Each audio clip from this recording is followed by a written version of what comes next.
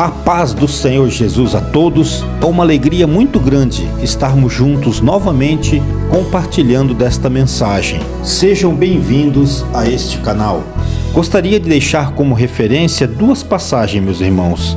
A Epístola de 2 a Pedro e também Timóteo. Vamos começar por 2 Pedro, que diz assim, 1 Pedro 20 e 21. Antes de mais nada, saibam que nenhuma profecia das Escrituras provém da interpretação pessoal, pois jamais a profecia teve origem na vontade humana, mas homens falaram da parte de Deus, impelidos pelo Espírito Santo. Também em 2 Timóteo 3:15 e 17, porque desde criança você conhece as sagradas letras, que são capazes de torná-lo sábio para a salvação mediante a fé em Cristo Jesus. Toda a Escritura é inspirada por Deus e útil para o ensino, para a repreensão, para a correção, para a instrução na justiça, para que o homem de Deus seja apto e plenamente preparado para toda boa obra. Através desta mensagem, estou mais uma vez enfatizando sobre a suficiência das Escrituras, que ela é capaz por si mesma nos dar a vitória em todas as nossas necessidades. Lá em Tiago, capítulo 1, versículo 25, também dá testemunho da suficiência das Escrituras, meus irmãos. Entretanto, aquele que atenta bem para a lei perfeita e da liberdade e nela persevera, não sendo ouvinte esquecido, mas executador da obra, este será bem-aventurado no que fizer. A expressão a lei perfeita e da liberdade é sinônimo da completa e suficiente palavra de Deus.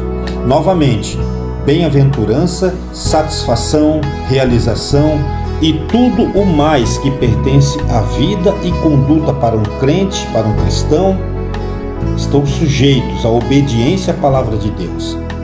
O apóstolo Pedro escreveu: desejai como meninos recém-nascidos o puro leite espiritual, a fim de por ele crescerdes para a salvação. 1 Pedro 2:2. Crescimento e maturidade espiritual, que fazem parte do processo de santificação de todo aquele que deseja voltar às origens do cristianismo. Está ligado ao desejo do fiel de beber do puro leite espiritual, a palavra de Deus. Evidentemente, os nascidos de novo não querem nada mais além do leite e não podem sequer digerir outros alimentos. Pedro está dizendo que, como um bebê deseja ardentemente por leite para nutrição e crescimento, todos os cristãos, com o mesmo desejo e devoção, devem ansiar pela palavra de Deus. A palavra provê todos os recursos que necessitam para a maturidade espiritual. Instruções ainda mais diretas e compreensíveis do poder da suficiência das Escrituras foram apresentadas por Paulo em sua mensagem de despedida aos anciões em Efésio, aos irmãos em Efésios, que diz: como não me esquivei de vos anunciar todo o conselho de Deus, agora, pois, vos encomendo a Deus e a palavra da sua graça, aquele que é poderoso para vos edificar e dar herança entre todos os que são santificados. Está em Atos, capítulo 20, a partir do versículo 20. Paulo não via nenhuma parte da revelação de Deus como desprezível ou insuficiente. Os dons são para ser vivenciados. Nós cremos, somos pentecostais, vivenciamos e aplicamos os dons do Espírito. Como o próprio livro de Atos menciona o Pentecostes e o poder de Deus. Paulo, ele não via nenhuma parte da revelação de Deus como desprezível ou insuficiente para o crescimento espiritual. De forma alguma. Nem viu qualquer delas como sendo incapazes de fornecer subsídios que esses presbíteros ou líderes lidassem com o problema da vida. No Antigo Testamento é igualmente claro sobre a suficiência das Escrituras. Deuteronômio 6, do 4 ao 9, é o resumo básico da doutrina para o povo de Israel, que diz assim, vou ler, meus irmãos.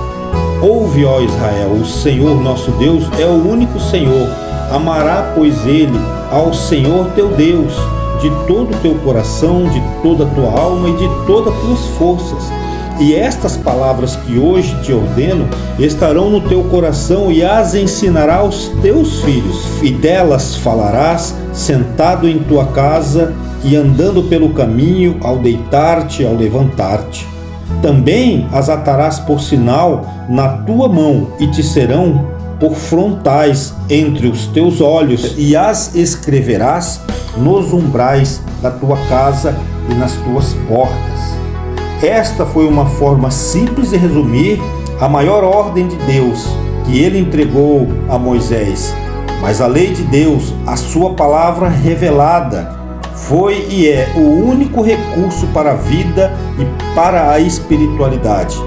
Onde quer que fossem os filhos de Deus, tinham sempre esta orientação divina em mente, guardado nos seus corações, aplicando as palavras de Deus e aplicando a palavra em toda a sua essência. Esta palavra ocupava sua atenção como fonte da parte central de tudo, em todas as suas ações.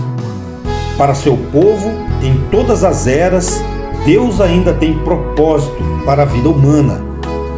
O Salmo 19 é, eu creio, o mais conciso e direto tratado sobre a suficiência das Escrituras em toda a Bíblia, meus irmãos. Depois os irmãos olhem e deem uma analisada, ou façam um estudo sobre o Salmo 19.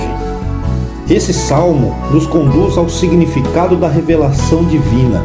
A primeira metade do versículo 1 ao 6 descreve a revelação de Deus na natureza, a qual por anos os teólogos têm chamado de revelação geral. Deus é revelado em sua criação. Como revela Romanos 1:20, pois os seus atributos invisíveis e seu eterno poder e divindade são claramente vistos desde a criação do mundo, sendo percebidos mediante as coisas criadas, de modo que eles são inescrutáveis. Mas enquanto a revelação geral é suficiente para revelar o fato de que Deus existe e também para ensinar-nos algo sobre seus atributos, a natureza por si só não revela a verdade da salvação. O argumento do Salmo é a superioridade, a perfeição espiritual absoluta e a completa suficiência da revelação especial, os escritos da palavra de Deus. Então, a segunda parte do Salmo, versículos 7 a 14, destaca a absoluta e perfeita suficiência das Escrituras como nessa única verdade e infalível guia de vida. O salmista assim começa esta sessão na palavra de Deus, que diz: a lei do Senhor é perfeita e refrigera a alma. O testemunho do Senhor é fiel e dá sabedoria aos simples. Os preceitos do Senhor são retos e alegram o coração. O mandamento do Senhor é puro e alumia os olhos. O temor do Senhor é limpo e permanece para sempre. Os juízos do Senhor são verdadeiros e inteiramente justos. Salmo 19, 7 ao 9. Esses 3 versículos, meus irmãos, ouvintes da palavra do Senhor, afirmam a inteligência infinita da mente de Deus, contendo uma excelente e compreensível explicação e também concisa instrução sobre a suficiência das Escrituras. Eles contêm 6 linhas básicas de pensamento. Cada uma tem 3 elementos básicos: um título para a palavra de Deus, uma característica para a palavra de Deus e um benefício da palavra de Deus. Cada uma dessas linhas, meus queridos ouvintes, de pensamentos, usa a expressão-chave do Senhor. 6 vezes a declaração do nome de Deus, Yahvé, é usado para identificar a fonte da palavra suficiente.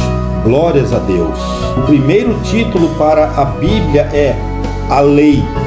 A palavra hebraica, Torá, que significa basicamente ensinamento bíblico. Isso aponta para uma didática da natureza do ensinamento das Escrituras. Nas Escrituras, Deus dispensa verdadeira doutrina à humanidade com relação ao que deveríamos crer, tipo de caráter precisamos cultivar e como devemos viver. A Torá é o ensinamento de Deus para todas as áreas da vida.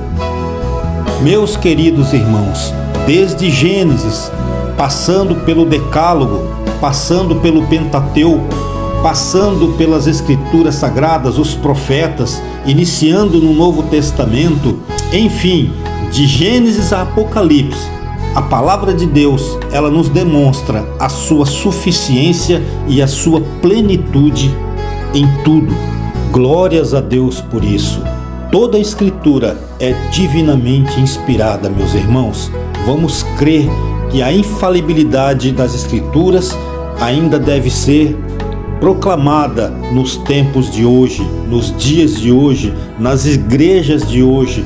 Temos que vivenciar os dons, temos que vivenciar aquilo que o Senhor quer derramar à sua igreja, mas nós temos que ter discernimento que a suficiência das Escrituras não devem ser deixadas de lado.